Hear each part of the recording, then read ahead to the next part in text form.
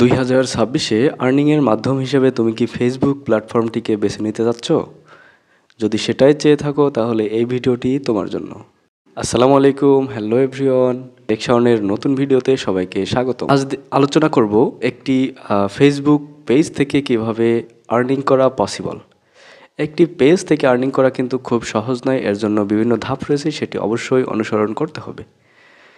তো ধাপে ধাপে সেগুলো আলোচনা করি। একটি ফেসবুক অ্যাকাউন্ট যখন তুমি ক্রিয়েট করবে, সেখান থেকে কিন্তু অবশ্যই একটি পেজ ক্রিয়েট করতে হবে, যে পেজটি হবে তোমার আর্নিংয়ের অন্যতম হাতিয়ার। পেজ ক্রিয়েট করার জন্য ফেসবুকের মধ্যে তুমি ক্রিয়েট পেজ নামে একটি অপশন দেখতে পাবে, ওখান থেকে একটি পেজ ক্রিয়েট করতে হবে, যার জন্য সর্বপ্রথম একটি নাম দিতে হবে। পেজের নামটি অবশ্যই ইউনিক হতে হবে, যা সবার কাছে ভালো লাগবে বা সবার নজরে আসবে। এরকম একটি আনকমন নাম দিতে চেষ্টা করবে। এরপরে পেজের নির্দিষ্ট ক্যাটাগরি চুজ করবে, যে ক্যাটাগরিতে তুমি ভিডিও আপলোড করতে চাচ্ছ। ক্যাটাগরি চুজ করার পরে আরও কিছু সেটিংস আসবে, যেগুলো ধাপে ধাপে তোমাকে সুন্দরভাবে কমপ্লিট করতে হবে।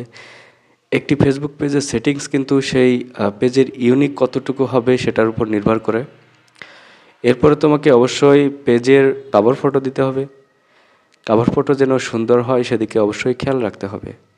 ইউটিউবে বিভিন্ন ভিডিও দেখে কভার ফটো তৈরি করা যায় বিভিন্ন অ্যাপের মাধ্যমে। তারপর প্রোফাইল পিকচার দিতেও পারো, নাও দিতে পারো, এটা অনেক সময় খালি রাখলেও হয়, কোনো সমস্যা নেই। এরপরে যেটা করতে হবে, তুমি যেই ক্যাটাগরি চুজ করেছো তোমার পেজের জন্য, সেই ক্যাটাগরির উপর অবশ্যই তোমাকে ভিডিও ক্রিয়েট করতে হবে। তুমি যদি ফোনের ক্যামেরা দিয়েও ভিডিও তৈরি করতে চাও অবশ্যই সেটি পারবে, অথবা যদি টেক রিলেটেড বিভিন্ন ভিডিও করতে চাও বা ব্লগিং করতে চাও, যে কোনো কিছু করতে পারো, কিন্তু তোমার পেজের ক্যাটাগরির সাথে সম্পূর্ণ মিল থাকতে হবে। তাহলে তোমার ভিডিওগুলো অডিয়েন্সের কাছে গ্রহণযোগ্যতা বৃদ্ধি পাবে।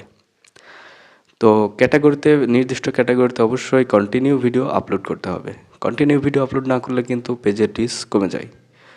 তোমার পেজ থেকে যখন তোমার অডিয়েন্স নিয়মিত ভিডিও পাবে, তবে অবশ্যই নোটিফিকেশন পাওয়া মাত্রই তোমার ভিডিওটি তারা ক্লিক করবে, চেক করবে এবং ওয়াচ করবে, যার ফলশ্রুতিতে তুমি কিন্তু তোমার ওয়াচ টাইম, ফলোয়ার এগুলো দ্রুতই বাড়িয়ে নিতে পারবে অর্গানিক ওয়েতে।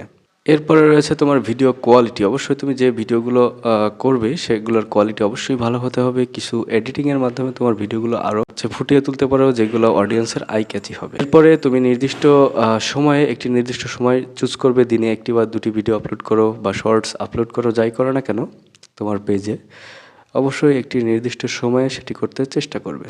তাহলেও তোমার দেখবে অডিয়েন্সের কাছে নির্দিষ্ট সময়ে পৌঁছাবে এবং অডিয়েন্স তোমার ভিডিও পাওয়ার জন্য আগ্রহী হয়ে থাকবে। আর তোমার ভিডিওগুলো আপলোড করার সময় অবশ্যই সেখানে কিছু সেটিংস রয়েছে, সেগুলো সম্পূর্ণ ভালোভাবে ফুলফিল করতে হবে। যেমন ক্যাটাগরি, তারপর হচ্ছে হ্যাশট্যাগ রয়েছে, হ্যাশট্যাগুলো অবশ্যই সুন্দরভাবে দিতে হবে, যেন তোমার ভিডিও ক্যাটাগরি অনুযায়ী তোমার হ্যাশট্যাগ হয়, সেদিকে অবশ্যই লক্ষ্য রাখতে হবে। এবং ভাইরাল হ্যাশট্যাগুলো ইউজ করতে হবে। ভাইরাল হ্যাশট্যাগ ইউজ করার জন্য এই হ্যাশট্যাগুলো কোথায় পাবে, ইউটিউবের বিভিন্ন ঘাটলেই তুমি সেটা বুঝতে পারবে। তো যে কয়টি প্রসেসিং বলেছি, এই কয়টি ধাপ বা প্রসেসিং যদি তুমি অনুসরণ করো, তাহলে অবশ্যই তুমি তোমার পেজ থেকে সফলতা অর্জন করতে পারবে এবং নির্দিষ্ট সময়ের মধ্যে তোমার ওয়াচ টাইম অ্যান্ড ফলোয়ার যদি ফুলফিল হয়, তাহলে অবশ্যই তোমাকে ফেসবুক মনিটাইজেশন দিয়ে দিবে। এই ছিল আজকের শর্ট আলোচনা। আসসালামু আলাইকুম।